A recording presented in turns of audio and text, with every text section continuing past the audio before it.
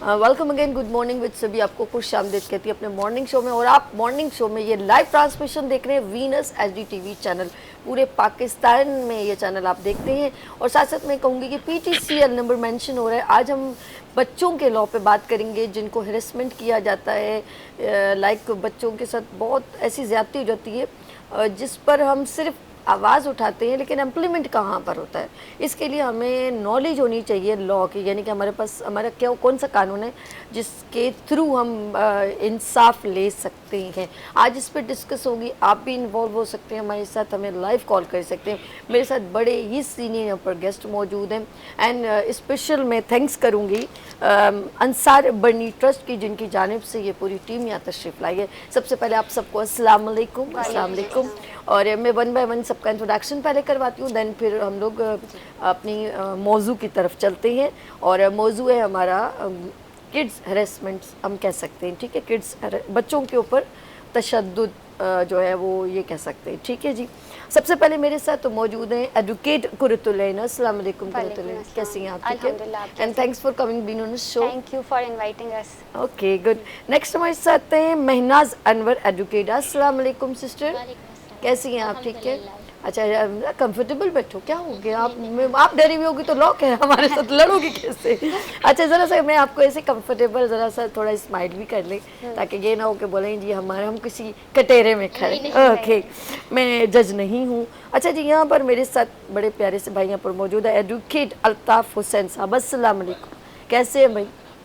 और जी अल्ताफ़ भाई के साथ बिल्कुल बराबर में तशरीफ़ रखते हैं एडवोकेट मीत शर्मा। अस्सलाम वालेकुम, कैसे है सर? मुझे बड़े काले कोट से बहुत डर लगता है। Just for joke. अच्छा जी, बात इस वक्त ऑफ कोर्स मैंने इंट्रो भी किया और मैं सबसे पहले एडवोकेट कुरतुलैन के पास सवाल करूँगी। हम बच्चों से जो रेलेवेंट जब भी बात करते हैं और वो एक ह्यूज कोई ना कहीं, जैसे ज़ैनब का या वट एवर कोई भी केस हमारे पास अभी करंट भी एक सिचुएशन हुई है, या बच्चों का चाइल्ड लेबर की बात करते हैं, सिर्फ बात करते हैं, मुझे कभी ऐसा नहीं लगा कि इम्प्लीमेंट इतना स्ट्रांगली हुआ है। क्यों? देखिए सभी, सबसे पहले तो जब चाइल्ड लॉज की बात आती है, किसी भी लॉ की बात आती है, लॉ पाकिस्तान में सारे मौजूद हैं। ठीक है। हमारे यहाँ जब भी कोई इंसिडेंट होता है तो सबसे पहले एक वेव चलती है कि लॉ बना लेते हैं, इस पे क्या करना चाहिए, कमेटी बैठ जाएगी। लेकिन अब लॉज की या कमेटीज़ की ज़रूरत नहीं है। जो लॉज पहले से मौजूद हैं उनको इम्प्लीमेंट करने की ज़रूरत है।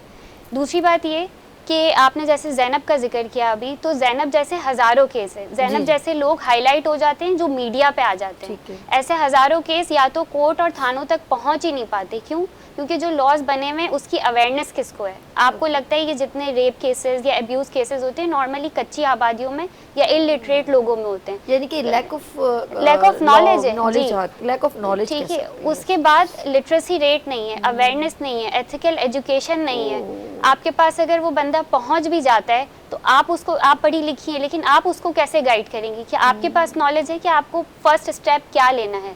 सेकंड, अगर आप वो फर्स्ट स्टेप ले भी लेती हैं तो हमारे माशरे के जो मोअज़्ज़ज़ शहरी हैं वो इस बात से डरते हैं।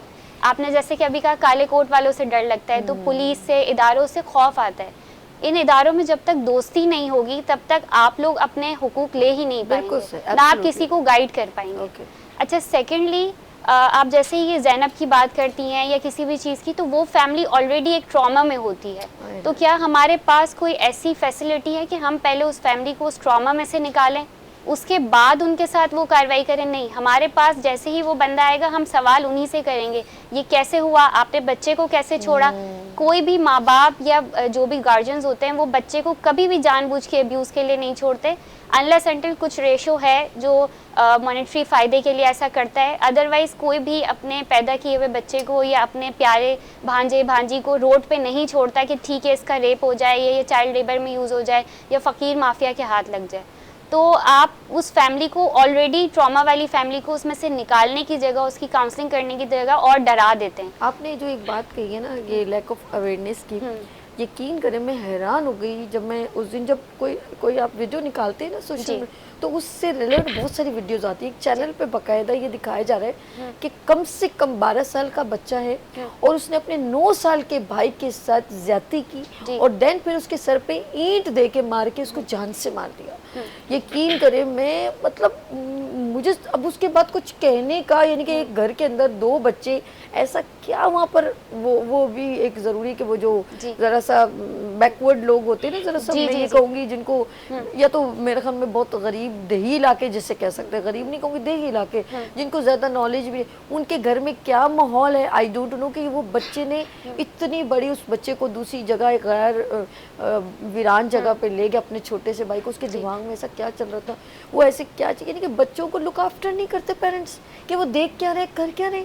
एक्चुअली इसमें सबसे बड़ा रोल जो इस वक्त अदा किया जा रहा है वो सोशल मीडिया या जो मोबाइल डिजिटल डिवाइसेस जो मिल गए हैं, आपने वो डिवाइस दे तो दिया, लेकिन हाउ टू यूज इट, और चाइल्ड मतलब की लॉक्स लग सकते हैं, चाइल्ड लॉक्स लग सकते हैं, और इंटरनेशनली भी ऐसा किया जाता है, क्योंकि बहरहाल ये ज़िंदगी की ज़रूरत है, आपने देने हैं डिजिटल डिवाइसेस, एजुकेशन में काम आते हैं, लेकिन उसको किस हद तक इस्तेमाल करना है, किस हद तक उसकी ज़रूरत है, इस चीज़ में जो है वो बैलेंसिंग नहीं चल रही। दूसरा, पेरेंट्स ये करते हैं कि आपने अपनी जान छुड़वानी है, आपने मोबाइल पकड़वाया और आप अपनी एक्टिविटीज़ में लग गए, जो तरबियत का अंसर था वो निकल चुका है। वो और जो ये जो जॉइंट फैमिली सिस्टम ख़त्म हो गया है हमारे यहाँ से। पहले ये रहता था कि आप अगर बिजी भी हैं, मदर वर्किंग है, फादर वर्किंग है, तो फैमिली के और लोग उनसे, अब ये होता है आपने मोबाइल दे दिया, लैपटॉप दे दिया, या आपने एक यूनिवर्सिटी में एडमिशन करवा दिया या स्कूल में छोड़ दिया।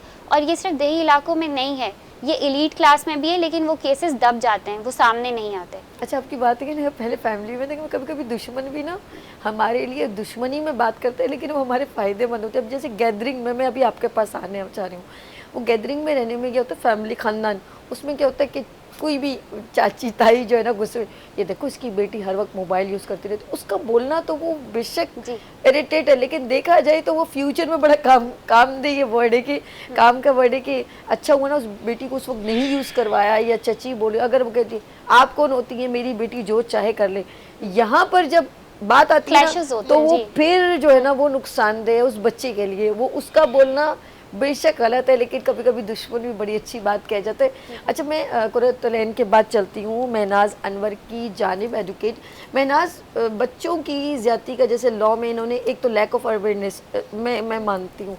आप मुझे बताएं कि हम जब एक माँ के साथ या उसकी फैमिली के साथ एक बच्ची या बच्चे के साथ, जैसे अभी कंडीशन एक चल रही है, ठीक है, आवाज़ बुलंद करते हैं, सबसे पहले हम अगर बेटी की ज़ात है तो हम कहते हैं इसका तो फ्यूचर तब हो जाएगा।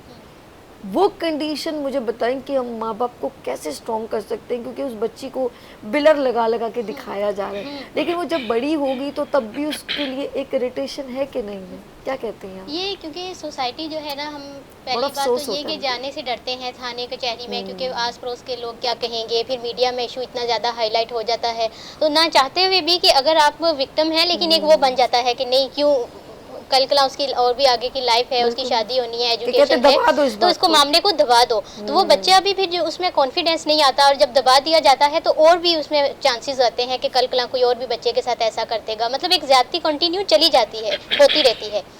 तो अगर हम इसको लेकर भी जाते हैं कोर्ट में या उसमें, तो उसमें भी होता है कि बहुत ज़्यादा इश्यूज ऐसे आते हैं, एविडेंस वगैरह नहीं होती, इतना कुछ, तो जो होता है उसको पनिशमेंट नहीं मिल पाती। अच्छा, अब मैं अल्ताफ़ साहब के पास चलती हूँ। अल्ताफ़ साहब से पूछूंगी कि आया कि जब कोई केस आपके पास आता है इस तरह का, हमारे लॉ में क्या राइट्स हैं, मतलब होता है ना कि हमारे राइट्स के हैं कि हम उसको यानी कि अंजाम तक पहुँचाना, तो वो प्रोसीजर हम कैसे इम्प्लीमेंट करते हैं, थोड़ा सा हमें यानी कि फर्स्ट स्टेप क्या होता है? ये सारा केस पे डिपेंड होता है। इसमें ये होता है कि काफ़ी पार्टीज हमारे पास इनिशियल आ जाती है, इनिशियल वो चाहते हैं हमें जस्टिस मिले, फिर आगे जब कोर्ट के चक्कर लगते हैं, टाइम लगता है, तो उसको बचाने के लिए बीच में कभी कभी कंप्रोमाइज़ कर लेते हैं, ये भी हो जाता है। और दूसरी बात ये है कि कोर्ट के चक्कर, क्योंकि वो चाहते हैं कि हम कोर्ट में जैसे जाए हमें इमीडिएटली जस्टिस मिले, ये तो कभी नहीं होगा, हर चीज़ के पीछे टाइम ही लगता है, चाहे किसी 2 माह लगे, 3 माह लगे, 4 माह, टाइम ही लगता है। इस वजह से कोर्ट के इनिशियल वो चक्कर खाते हैं, फिर बीच आगे देखते हैं, क्योंकि कोर्ट में टाइम भी इतना ज़ाया होता है। हमारे पास काफ़ी ये होते हैं कि वो मतलब मिडिल क्लास से ताल्लुक़ रखते हैं, एक ही टाइम कुछ बंदा कमाएगा वही घर लेके जाएगा, अगर वो बंदा कमाने की जगह वो कोर्ट के चक्कर लगाए तो घर क्या लेके जाएगा, ये भी चीज़ें होती हैं। उन सारों चीज़ों को देखने के बाद फिर उनको यही करना पड़ता है कि हमें बैठ के टेबल टॉक करनी चाहिए, क्योंकि यहाँ पे केस को ख़त्म करना चाहिए, आगे नहीं जाते। काफ़ी लोग इस वजह से डरते हैं कि उनकी इज्जत का मामला बन जाता है, जैसे कि रेप केसेस होते हैं इन चीज़ों में। अगर वो आगे जाएंगे जाहिर बात मीडिया पे आएंगे, सारी चीज़ें उनकी फैमिली में मतलब नेबर में इनकी इज्जत ख़राब हो जाएगी, इस वजह से वो केस को दबा देते हैं, आगे नहीं जाते। मेन चीज़ ये। ओके, अच्छा मैं एक दूसरी और बात ये भी, जैसे मैडम ने बोला कि सारी चीज़ें फैमिली, एक इसमें दो बताएं कि पेरेंट्स को अपने चिल्ड्रन से एक फ्रेंडली रिलेशन रखना चाहिए, क्योंकि अगर कोई ऐसी बात होगी जाहिर बात है वो तो बाहर वाले को नहीं बताएंगे कभी भी। अपनी अगर लड़की है या बेटा है या बेटी है वो माँ बाप को ही बताएंगे अगर ऐसी कोई चीज़ होती है। तो पहले माँ बाप को फ्रेंडली बनना चाहिए बच्चों के साथ। और दूसरी बात ये कि अगर बच्चों को मोबाइल दे भी देते हैं तो कम से कम ये माँ बाप का राइट है कि उनको देखें कि वो कौन सी वेब यूज़ कर रही है, कहीं गलत वेब तो यूज़ नहीं कर रहे।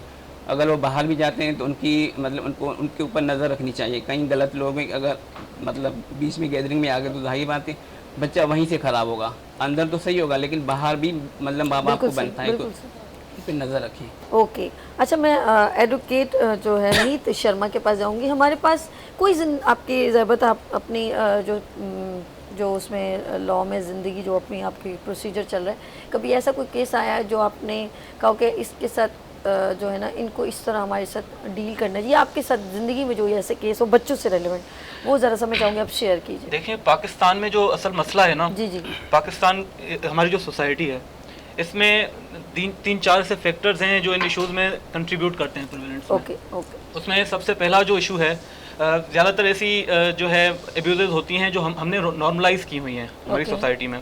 अब जैसे मेंटल अब्यूज़ हो गई या फिर फिज़िकल अब्यूज़ हो गई। आप घरों के हालात देखें, घरों में जो है बच्चों को डांटा जाता है, उन पर तेज़ आवाज़ में बात की जाती है, कुछ घरों में उन पर हाथ भी उठाया जाता है। बिल्कुल ऐसे ही। तो बच्चों की जो नफ्सियात है वो ऐसी हो जाती है, तो उनके साथ कुछ इंसिडेंट्स वगैरह होते हैं तो फैमिली को नहीं बताते, फिर वो बाहर से कुछ केसेस में जब वो फैमिली को बताते हैं तो हमारे मुल्क में ऐसा कोई सेफ एंड सिक्योर और कॉन्फिडेंशियल कोई सिस्टम नहीं है जिसके तहत फैमिली वाले कंसर्न अथॉरिटी को बताएं या हम तक पहुंचे। ठीक है, इसमें जो और चीज़ कंट्रीब्यूट करती है वो जो चीज़ कंट्रीब्यूट करती है वो ये है कि एक तो हमारे पास सिस्टम नहीं है, ठीक है। दूसरा ये कि जो कानून हमारे पास बने हुए हैं, पाकिस्तान सिग्नेटरी है यूएन के कन्वेंशन का जो है चाइल्ड राइट्स से रिलेटेड है CRC, उसके तहत यहाँ पर नेशनल कमीशन भी बनी और उसके बाद काफ़ी लेजिस्लेशन भी हुई और काफ़ी प्रोविजंस भी हैं हमारे पास कानून में, लेकिन उस पर इम्प्लीमेंट इसलिए नहीं होता क्योंकि ये चीज़ें आती नहीं सामने, तो हमारे पास वो केसेस भी नहीं आते। अब इसको जो है अगर हमें बेहतरी करनी है इस चीज़ को लेकर, इन इश्यूज़ को हमें कम करना है, तो सबसे पहले जो है ना एक जो काउंसलिंग वगैरह होती है या जो ऐसे सेशंस वगैरह होते हैं वो वन डे सेशन का ये काम नहीं है, ये इलाज मतलब उससे नहीं हो सकता इस चीज़ का। हमें बेसिकली प्रॉपरली एक जो है अपने करिकुलम में ये चीज़ें लानी चाहिए। ज़्यादातर इसके अगेंस्ट में ये जो है दी जाती है, रीजनिंग दी जाती है कि हम इतना ट्रांसपेरेंटली बच्चों को ये चीज़ें नहीं बता सकते, लेकिन एज अप्रोप्रिएट तरीके से हम वो चीज़ें अपने करिकुलम में डाल सकते हैं ताकि जो बच्चे हैं वो उनको पता चले कि गुड टच क्या होता है, बैड टच क्या होता है। काफ़ी तरह से जो सेक्सुअल अब्यूज़ के केसेस होते हैं वो क्लोज फैमिली में होते हैं जहाँ पे कंफर्टेबल वो एक ट्रस्ट का। और दूसरा ये भी एक कॉन्सेप्ट है कि समझा जाता है कि जो अब्यूज़ है चाइल्ड अब्यूज़ वो सिर्फ सेक्सुअल अब्यूज़ और फिजिकल अब्यूज़ ही होती है, जबकि इसके और भी दूसरे भी फॉर्म्स हैं जिसमें आपका मेंटल अब्यूज़ हो गई, चाइल्ड मैरिजेस हो गई, अर्ली मैरिजेस, ठीक है। इसके लिए भी कानून बने हुए हैं, चाइल्ड मैरिज रेस्ट्रेंट एक्ट बना हुआ है, बिल्कुल सही कह, बिल्कुल सही।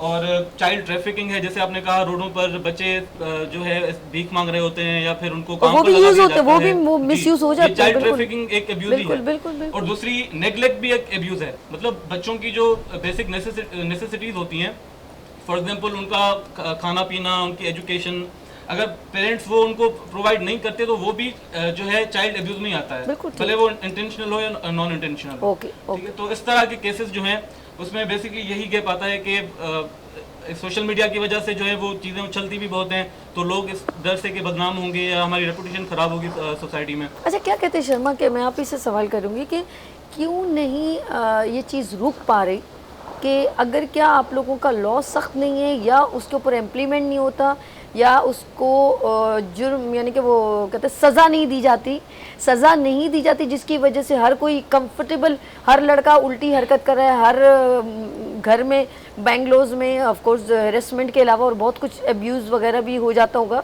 तो वो डर के मारे उसको पैसे ले दे के, तो क्या मतलब पनिशमेंट नहीं मिलती इस वजह से ये सारी चीजें कंटिन्यू चल रही है? जी अब देखें ना, पाकिस्तान जो चाइल्ड अब्यूज है वो सिर्फ पाकिस्तान का इशू नहीं है, पूरी दुनिया का इशू है, ठीक है। लेकिन फर्क कहाँ पर आता है? नंबर्स में। मैं आपको एक्सप्रेस ट्रिब्यून की एक रिपोर्ट क्या किस उस पे आता है पाकिस्तान, ये बताए ना। क्योंकि मैं वही बता रहा हूँ। एक्सप्रेस ट्रिब्यून की एक रिपोर्ट में आपको बता रहा हूँ, 2022 में सिर्फ चाइल्ड सेक्सुअल अब्यूज के 4253 केसेस रिपोर्ट हुए हैं। ये सिर्फ सेक्सुअल अब्यूज के हैं, तो बस, ठीक है, और वो भी रिपोर्टेड।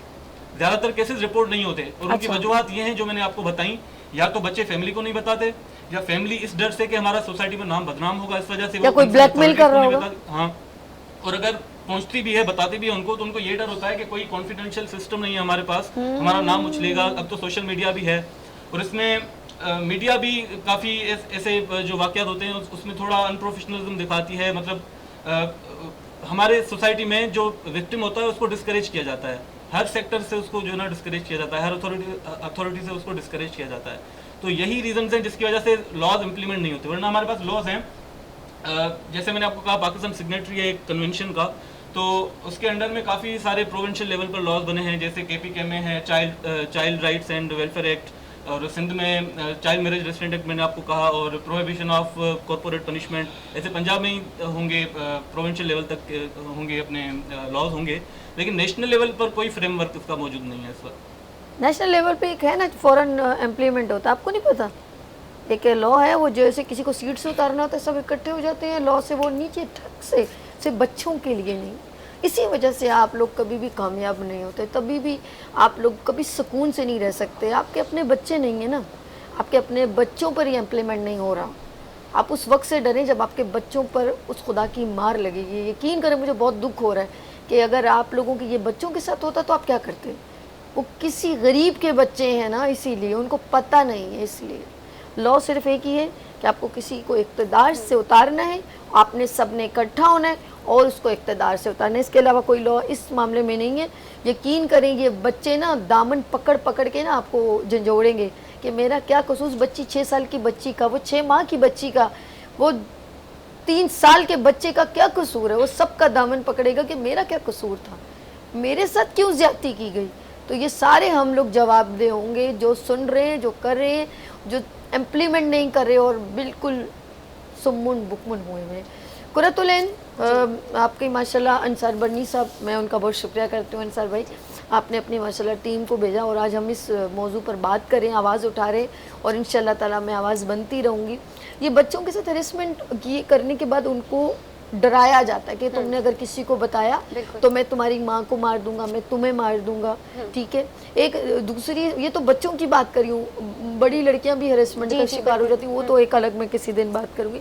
इस वक्त मैं अंडर 15 की बात कर रही हूँ, नीचे बच्चों की बात कर रही हूँ। बच्चों को जब उनके ऊपर ये जो स्कूल हो, मदरसा हो, बड़ी शर्म की बात है। ये वीडियोस हैं जी, अगर हम जिनके ऊपर समझते हैं कि ये अल्लाह का कलाम पढ़ते हैं, अब मैं उनको देख रही हूँ, वो बच्ची का हाथ मरोड़ रहे हैं, उससे हंस रहे हैं, कभी उसको गोद में बिठा रहे हैं। तो अब ये मैं हैरान कुन बात है।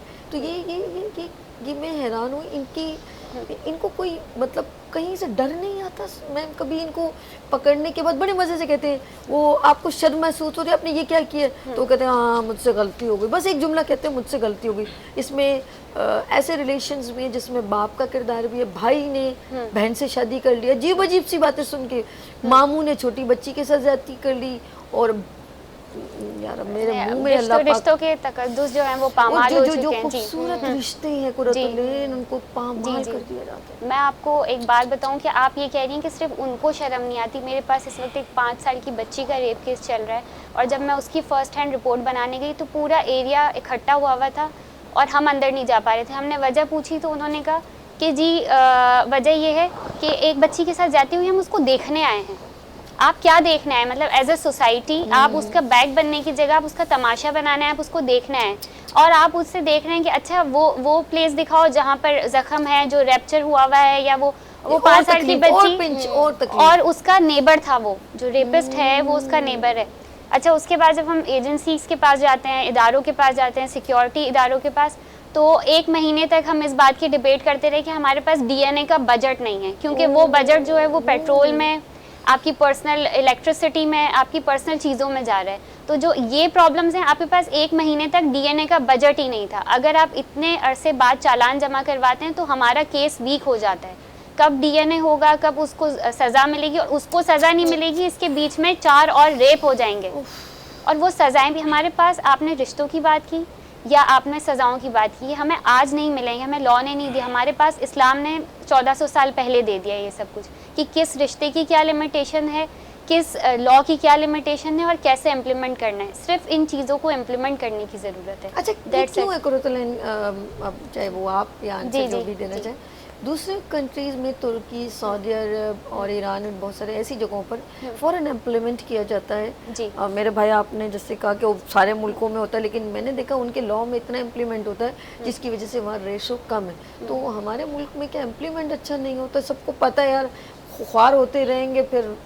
देखिए, क्योंकि हम अपने मालिक खुद नहीं हैं। हमें जहाँ से डोनेशंस मिलते हैं, जहाँ से इमदाद मिलती है, उनके लॉज ह्यूमन राइट्स के नाम पे, हालांकि उनकी अपनी कंट्री में उन चीज़ों की बड़ी सख्त सज़ाएं, लेकिन इस्लामी सज़ाएं इम्प्लीमेंट ना हो, या चलें वेस्टर्न सज़ाएं भी, लेकिन अगर वो माशरे के लिए अच्छी हैं तो वो इम्प्लीमेंट ना हो, उसके लिए हम पे एम्फसाइज़ कर दिया गया है कुछ चीज़ों को, बाय फोर्स इम्प्लीमेंट कर दिया गया है कि आपने सज़ाए मौत नहीं देनी, आपने खुलेआम फांसी नहीं देनी, आपने खुलेआम हाथ नहीं काटने। अगर 4 लोगों के हाथ खुलेआम कट जाएं और 4 लोगों को जिना करने वाले लोगों को सरेआम फांसी हो जाए, आप देखें कि सारी मुश्किलात हल हो जाएंगी। सच कह रही है कुरतुलैन, मैं इस चीज़ को बहुत पहले मैं कह चुकी हूँ कि एक बार ये कर देना, खुदा की कसम, ये और बच्चियाँ महफूज हो जाएंगी जी, और बच्चियों और बेटियों की जो ज्यादती होती है ना, वो ख़त्म हो जाएगी।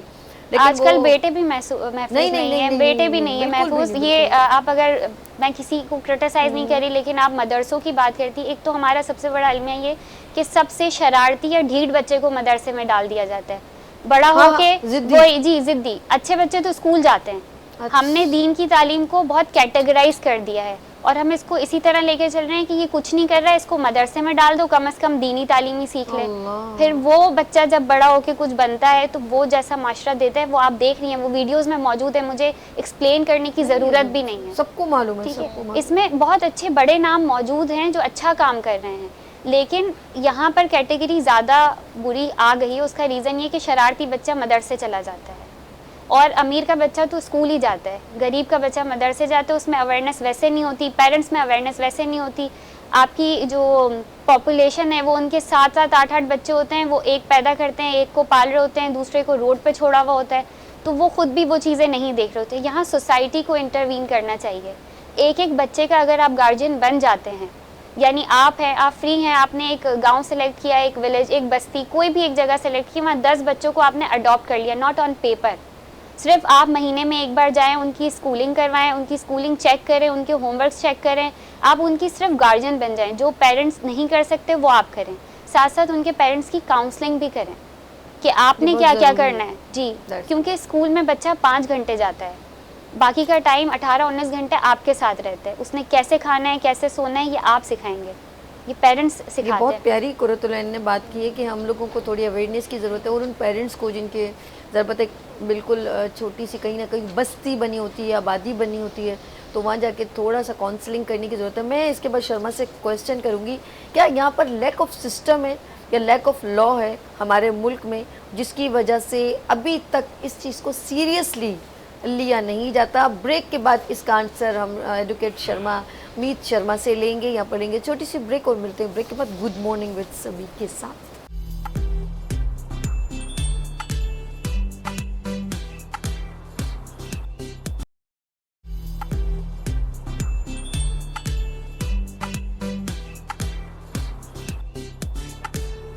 Welcome again, good morning with सभी के साथ। तो मैं आपकी खिदमत में हाजिर हूँ और हम बात करें बच्चों के हरेसमेंट पर और बच्चों को जो टॉर्चर किया जाता है। आप भी हमें लाइव कॉल कर सकते हैं। माज़रत मैं आपकी लाइव कॉल नहीं ले पा रही क्योंकि हमारे यहाँ पर गेस्ट सब मौजूद हैं। मैं सबको एक बार फिर खुशामदीद कहती हूँ। और मेरे पास ऑफ कोर्स मैं जो ब्रेक से पहले जो क्वेश्चन किया था, और वो मैं दोबारा मीत शर्मा को वेलकम करती हूँ, एडवोकेट मीत शर्मा। मैंने जो सवाल किया था, मैं चाहती हूँ वो आप ज़रा डिटेल में इसके ऊपर ज़रा रोशनी डालें। देखिए, जैसे अभी आपने बात की कि दूसरे ममालिक में भी, तुर्की, यूएसए, यूके, यूरोप, इन मुल्कों में भी ऐसे केसेस होते हैं, लेकिन वहाँ पर इम्प्लीमेंटेशन होती है, एनफोर्समेंट होती है इन लॉज की, पाकिस्तान में नहीं होती। पाकिस्तान में इसकी इन्फोर्समेंट ना होने की पीछे की जो वजह है, एक तो इदारों के ऊपर बहुत प्रेशर होता है। जी जी। ठीक है, अगर कोई असर रसूख रखने वाला कोई आदमी है तो वो प्रेशर डाल के जो विक्टिम है उस पर भी प्रेशर डालता है, पुलिस पर भी जो है वो प्रेशर डालता है कि इसका केस रजिस्टर ना करे। ओके। उसके अलावा अगर कोई पुलिस जो है वो अप्रोच करती भी है उन्हें जो है उनसे रब्ता करती भी है तो वहाँ से कोऑपरेशन नहीं होती फैमिलीज की तरफ से। वो इसी डर से मैंने आपसे बात की कि यहाँ पर कोई सेफ एंड सिक्योर और कॉन्फिडेंशियल सिस्टम नहीं है। मतलब आपको सारी फिर सोशल मीडिया के थ्रू कैसी कैसी वीडियोस बनती हैं यहाँ पर और कैसे कैसे लोग राय देते हैं सोशल मीडिया पे। और मैंने बात की कि मीडिया भी जो है वो मतलब ऐसे पोर्ट्रे करती है कि विक्टिम जो है वो डिमोटिवेट हो जाता है विक्टिम। या अगर फैमिली के पास या तो जो है बच्चे नहीं बात करते, क्योंकि फैमिलीज़ में भी हमारे यहाँ ऐसा जो है होता है, एटमॉस्फेयर होता है कि बच्चों को डांटा जाता है, बच्चों पर हाथ उठाया जाता है। ठीक है, ये अगर आप दूसरे मुल्कों में जाएंगे ना तो ये भी चाइल्ड अब्यूज़ में ही आता है, लेकिन यहाँ पर हमने नॉर्मलाइज किया हुआ है। पाकिस्तान के हर दूसरे घर में ये जो है रवैया रखा जाता है बच्चों के साथ। तो अगर आप किसी बच्चे के साथ ऐसा रवैया रखेंगे तो उसकी नफ्सियात ही ऐसी बन जाएगी कि वो ऐसी बातें कर ही नहीं सकता घर वालों के सामने। तो जब ये गैप आ जाता है दोनों पार्टीज के बीच में, तो यहाँ पर जो है इम्प्लीमेंटेशन रुक जाती है, इन्फोर्समेंट रुक जाती है इस चीज़ की। लेकिन ये है कि किसी भी चीज़ की अगर हम बेहतरी की तरफ जाते हैं तो हमेशा ग्राउंड लेवल से ही चेंज होना चाहिए। आपने बड़ी अच्छी बात की कि हम खुद पर उंगली नहीं उठाते। अगर हम सोसाइटी की बात करें कि ये सोशल स्टिग्मा है तो हम भी उस सोसाइटी का हिस्सा हैं। ठीक है, हम भी कैसे उस चीज़ को हम उस पर रिएक्ट करते हैं, वो मतलब हम भी उसमें बराबर के जिम्मेदार हैं। तो ये जो सपोर्ट सर्विसेज हैं जैसे अंसार बनी ट्रस्ट है या दीगर ट्रस्ट हैं या NGOs हैं जो इस पर काम कर रही हैं, तो ये तो अपने हिस्से का काम कर रही हैं, लेकिन ये मतलब एडिक्वेट नहीं है, इस पर और भी काम करने की ज़रूरत है। और इसमें काउंसलिंग और जो मतलब कम्युनिटी बेस्ड काउंसलिंग होती है या मतलब सेशंस होते हैं जिसमें काउंसलिंग की जाती है फैमिलीज़ की, बच्चों की। सिर्फ ये भी ज़रूरी नहीं है, हमें एक प्रॉपर करिकुलम में जो है ये चीज़ें चाहिए। ओके। तो यही चीज़ है, मतलब ग्राउंड लेवल से हम इसी तरह से जो है अपने माहौल को बेहतर कर सकते हैं। बाकी ये है कि नेशनल लेवल पर लीगल फ्रेमवर्क की भी ज़रूरत है, लेजिस्लेशन होनी चाहिए। हमारे पास मौजूद हैं लेजिस्लेशंस, लेकिन यही है कि हमारे पास सेक्सुअल अब्यूज़ और फिजिकल अब्यूज़ को ही प्रायोरिटाइज किया जाता है। मेंटल अब्यूज़ और चाइल्ड ट्रैफिकिंग, चाइल्ड लेबर इसके ऊपर इतना जो है वो सीरियस नहीं होता। यानी कि सिस्टम, जब मेरा सवाल यही था कि सिस्टम बनाना बहुत ज़रूरी है और ये हमारा कानून बनाएगा तब उसके ऊपर फिर एम्प्लीमेंट होना पड़ेगा। ये एम्प्लीमेंट की बात करूँ तो मेरे साथ यहाँ पर एडवोकेट महनाज अनवर मौजूद है। मैं उनसे सवाल करना चाहूँगी, जब भाई किसी के साथ, कोई भी फैमिली के साथ एक तो ट्रेजेडी हुई है उसकी बच्ची के साथ, के बच्चे के साथ, अब वो चाहती है मैं FIR कटवाऊँ, उसको इतनी ख्वारीद मिलती है कि मैं क्या बोलूँ, तो वो वैसे एक तकलीफ से गुजरी है, ऊपर से एक गरीब है, उनकी सुनवाई नहीं हो रही, फिर उसकी इन्वेस्टिगेशन, वो कहता है ठीक है कच्ची पर्ची कुछ होता होगा शायद आप लिखवा दें, एप्लीकेशन दे दें लाइक, लेकिन FIR काटते हुए जान जा रही होती है। ऐसा क्यों है? इसका यही रीज़न है क्योंकि FIR से पहले ही जो है ना बात पहुंच ही नहीं पाती FIR तक। उससे पहले ऐसे बयानात वगैरह लिए जाते हैं पेरेंट्स से या विटनेस से कि वो घूम फिर के वीक कर देते हैं FIR को। कहीं ऐसा सिस्टम तो नहीं, दोनों उस पार्टी से पहले सेटिंग वेटिंग? नहीं, ऐसा भी होता है सम टाइम की जो है ना दूसरी पार्टी होती है, पुलिस की इन्वॉल्वमेंट होती है। हाँ, क्योंकि आगे तक बात ना आगे तक, और क्योंकि FIR अगर कट जाएगी तो फिर पुलिस को भी पूरा सारा वो देखना पड़ेगा प्रोसीजर। तो उनको होता है कि जितना हो सके FIR तक ना पहुंच सके, यहीं पे मैटर को दबा दिया जाए।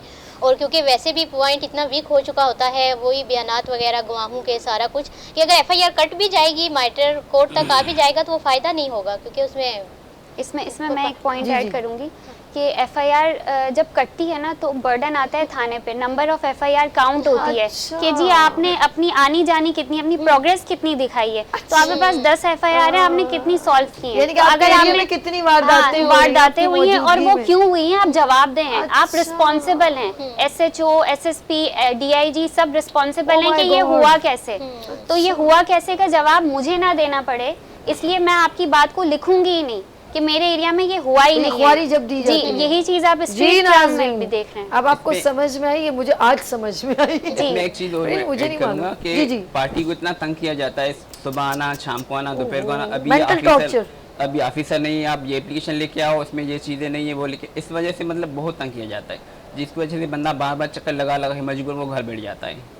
क्योंकि ये चीज़ अगर वो दूसरी पार्टी एक्सेस वाली है, ज़ाहिरी बात है वो उसको पता चल जाएगा, FIR काट देंगे। तो ज़ाहिरी बात बीच में ऐसा कुछ कॉल कराने कुछ सिस्टम बना देंगे जिसकी वजह से उसको बार बार तंग किया जाएगा ताकि पार्टी खुद पीछे हट जाए, FIR नहीं कट पाए। अच्छा, ये भी होता है जैसे आप धमकी भी दी जाती है, टॉर्चर किया जाता है, सारी चीज़ें हो जाती है। अच्छा, कभी कभी ऐसा होता है कि जो सेकंड पार्टी जब वो इन्फॉर्मेशन लेते हैं, जो इन्वेस्टिगेशन लाइक उससे वो मालूम करते हैं कि पार्टी सामने वाली कितनी सॉलिड है, फिर जब उसको मालूम होता है तो वो कहता है यार इसको बात को वो अपनी कहीं ना कहीं PR अटैक करता है, अटैच करता है और फिर कहता है कि यार ये कुछ सेटिंग हो जाए, फिर यार फिर वो आगे बॉस को बताता है कि यार ये फिल्मों में ड्रामों में देखते हैं सर, वो तो बड़ी ऊंची पार्टी है, देखिए सर वो पॉलिटिकल फलाने का बेटा है, भाई है सर, ये देखिए क्या करे। तो करे यार इसको किसी तरह इनको मतलब इतना थका दो कि ये भाग जाए, खुद ही FIR ना कट पाए, ये चीज़ भी होती है। कितनी अफसोस की बात ये समझाया जाता है कि जी पैसे हम ले लेते हैं, आओ ये पार्टी 10 लाख देगी, 2 लाख मैं रख लेता हूँ, 8 लाख तुम बिला वजह जा रहे हो, तुम्हारी बेटी है, मीडिया पे भी आ जाएगी, उसको वो ट्रॉमास दिखाए जाते हैं कि तुम्हें कुछ नहीं तुम्हें जो है देखो अदालतों के चक्कर काटते रहोगे। ये भी बदकिस्मती है कि वाकई चक्कर काटने पड़ते हैं, जस्टिस डिले है हमारे पास, वो भी नहीं होना चाहिए कि इतने चक्कर आपको क्यों काटना है। आप कंप्लेनेंट है तो आप अपने सर पे हाथ मारेंगे कि मुझे कंप्लेनेंट कभी नहीं होना चाहिए, मुझे इस मुल्क में अच्छा होता मुजरिम होती, फरार रहती। आप कंप्लेनेंट बनेंगी उस दिन से आप अपने आप को मुजरिम तस्वुर करना शुरू कर देंगी। उसको बार बार कॉल किया जाएगा, अभी थाने आ जाओ, अभी कोर्ट बुलाए, अभी यहाँ पे आ जाओ, अभी यहाँ पे आ जाओ, अचानक कॉल कर बुला लेते। इस वजह से काफ़ी इनको टॉर्चर किया जाता है, या बीच में से इनको तंग किया जाता है कि FIR वापसी ले लो, सेटिंग कर लो, जो भी चीज़ें हो जाती है ना, फिर इस वजह से मतलब पार्टी पीछे हट जाती है। ये मामला मीत शर्मा क्या कहते हैं कि हमारे पास अगर यही सिचुएशन रही तो क्या जिनके साथ ज्यादती होती है वो रेशो बढ़ नहीं जाएगा? मैम 2020 की मैं अगर बात करूं, मैंने आपको अभी एक रिपोर्ट की इंफॉर्मेशन दी थी, तो 2020 में जो रेशो पर डे के हिसाब से 8 बच्चों के साथ ज्यादती हो रही थी, वो 2022 में 12 बच्चे हो गए एक दिन के हिसाब से, मतलब 33% इंक्रीज हुआ है उसमें।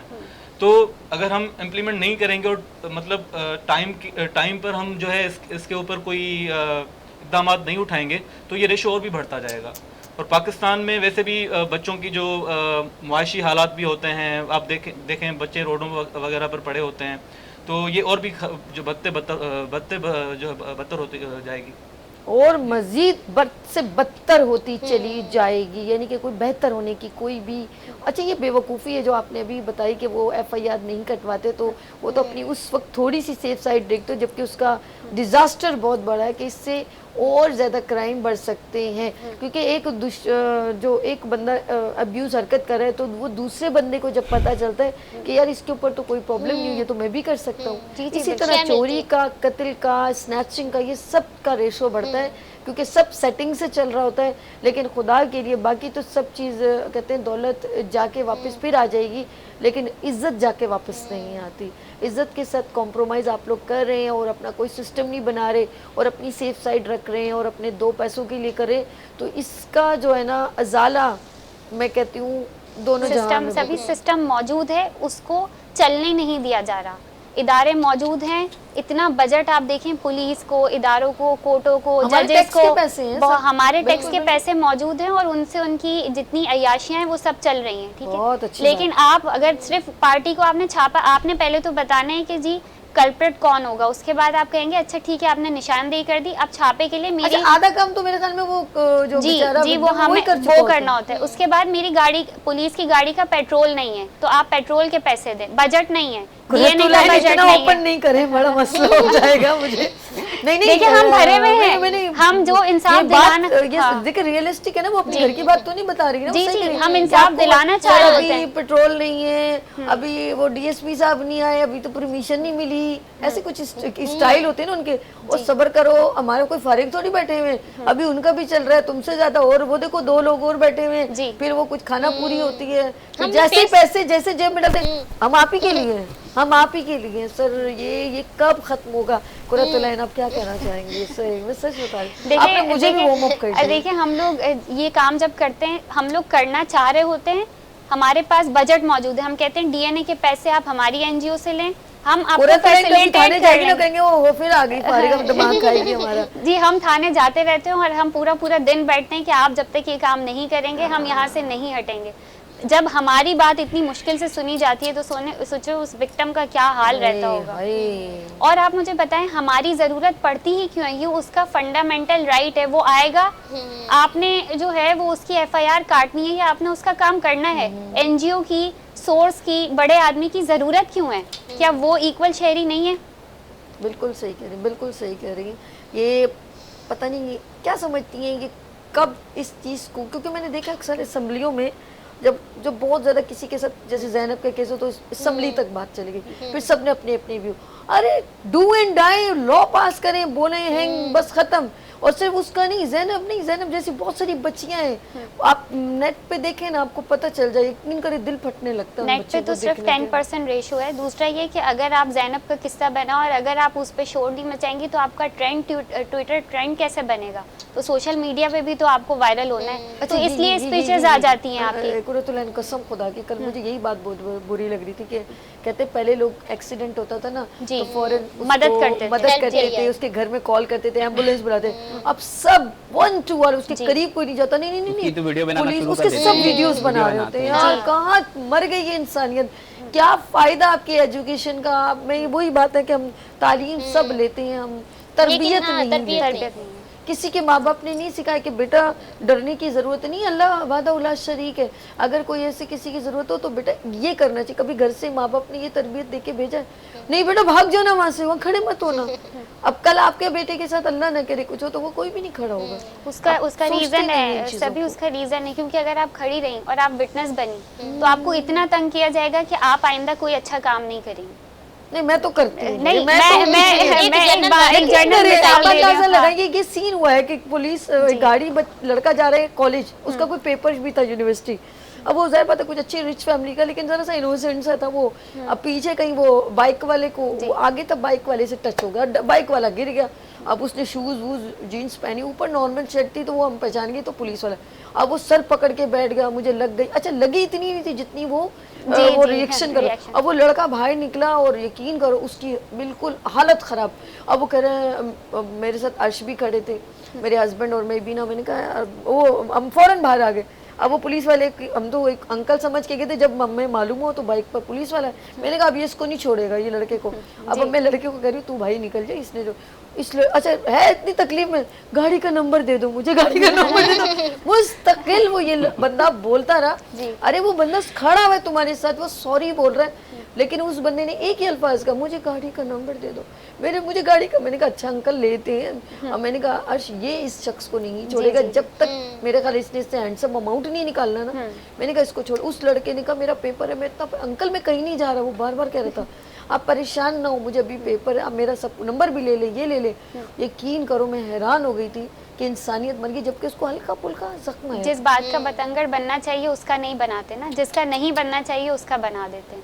जो असल आपको ये रोड पे मुझे और आपको लोग दिख रहे हैं, ये बच्चे जो दिख रहे हैं रोड पे काम करते हुए, गजरा बेचते हुए, शीशा साफ करते हुए, वो नहीं नजर आ रहे इन लोगों को, लेकिन आप सोशल मीडिया पे कमेंट कर दें आप नजर आएंगी और घर में बैठी हुई नजर आएंगी। बिल्कुल ऐसे ही। तो आपको ये जब चीजें नजर नहीं आ रही तो फिर आप हमारे टैक्स के पैसे बर्बाद कर रहे हैं। और मैं आपसे सवाल करूंगी, फिर आपको अच्छा लगे या बुरा लगे कि मेरा पैसा आप सही जगह जो है वो इन्वेस्ट क्यों नहीं कर रहे? अभी तक मैं हैरान हूँ। बस एक बड़ा एक वो गेम है, गेम हमारे मुल्क का एक गेम है कि हमने मीत मैं सही कह रहा हूँ, आप देखिएगा पर मतलब गेम है कि बस लोगों को उलझा के रखो, लोगों को परेशान रखो, 2-3 जगह गड्ढे खोद दो, ब्रिज बन रहे हैं, अच्छा पेट्रोल की कीमत में उलझा दो, अच्छा जी किसी पॉलिटिकल पर्सन के ऊपर लॉ की बात न्यूज़ में, मुझे बताएं कौन सी काम की बात, अवेयरनेस की बात बार बार चलती है, बार बार पता क्या चलती है, 20 रुपए पेट्रोल के बढ़ गए, 20 रुपए पेट्रोल के, डॉलर की कीमत बढ़ गई, डॉलर की कीमत बढ़ गई, इस तरह की गुफ्तगू बार बार चल रही होती है। लेकिन वो बच्चे जो रोड पे, उनके लिए आप लोगों ने क्या सोचा है? जो रोड पे बेचारे फूल बेच रहे हैं, जो औरतें गाड़ियों के ऊपर वाइपर लगा, उन जनरेशन के बारे में क्या सोचा? सॉरी टू से ये हैरेसमेंट, ये जब तक सीरियसली सिस्टम नहीं बनेगा और इम्प्लीमेंट नहीं होगा और इक्वलनेस, बराबरी, हजरत उमर फारूक का कानून जब तक, जबकि दूसरे मुल्कों में बहुत स्ट्रांगली, मैं नहीं बोलती 100% चलता है, लेकिन कम से कम 70% उस पर इम्प्लीमेंट होता है। सॉरी शेम होना सब हमारे पे, मैं आपको नहीं कहूँगी कि मुझे बड़े अफसोस कि हमारा जो है मुस्लिम लॉ जो है वो दूसरे कंट्रीज जो इम्प्लीमेंट कर रहे हैं, हमें उसके ऊपर कोई भी सीरियसली एक्शन नहीं है। मुझे वो लफ्ज़ याद आता है कि इसके जवाब दे फरमाइए कि इनके ऊपर जो जुल्म होगा उसका जवाब दे मैं होऊंगा, मुझे अल्लाह पाक के आगे जवाब देना है। तो मैं इससे ज़्यादा कुछ नहीं कहती। मैं सबसे एक छोटा मैसेज लूँगी। आप अपने नाज़रीन से कुर्रतुल-ऐन क्या मैसेज शेयर करेंगी? जी मैं ये मैसेज शेयर करूँगी कि आप कुछ नहीं कर सकते, लेकिन अपने हिस्से का किरदार ज़रूर अदा करें। आप ठीक हो जाएंगे, सोसाइटी ठीक होगी, सोसाइटी ठीक होगी तो सिस्टम ठीक हो जाएगा। आप अपना रोल ज़रूर प्ले करें, चाहे सिस्टम कुछ कर रहा है या नहीं कर रहा। गुड। कुर्रतुल-ऐन, ये आपका कैमरा है, प्लीज़ ज़रा सा आप। जी, मैं भी जो है यानी की बात को आगे बढ़ाते हुए ये कहूँगी कि आप अपने हिस्से का जो है ना रोल प्ले करते रहें एज ए एजुकेटेड पर्सन। आपको जो पता है कि हमारे एक अच्छा करने से क्या हो सकता है, तो इंशाल्लाह जो है इंशाल्लाह। अल्ताफ साहब, आप अपने नाज़रीन को क्या मैसेज शेयर करेंगे? ये मैडम की बात को मैं सपोर्ट करूँगा, जितना हो सके आप अच्छाई करें जिसके साथ, अगर अच्छाई नहीं कर सकते किसी बुराई भी नहीं करें। Okay, that's good. और मीत शर्मा, आप अपने नाज़रीन के साथ? मैं यही कहूँगा कि खुद को अकाउंटेबल करें और अपने हिस्से का जो काम है आप वो करें। और पेरेंट्स को मैं ये कहूँगा कि अपने घरों का जो माहौल है बच्चों के लिए एक साजगार माहौल रखें, ताकि वो ऐसी कोई भी बात होती है तो वो आपसे खुलकर बात कर सकें।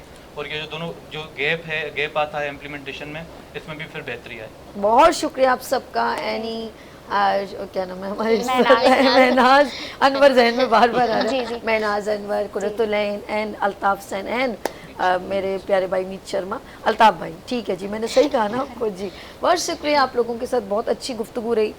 सारी टीम अंसार बढ़नी का बहुत शुक्रिया जिन्होंने अपनी टीम को भेजा। नाज़रीन, यहाँ लेंगे छोटी सी ब्रेक और मिलते ब्रेक के बाद गुड मॉर्निंग विद सभी के साथ।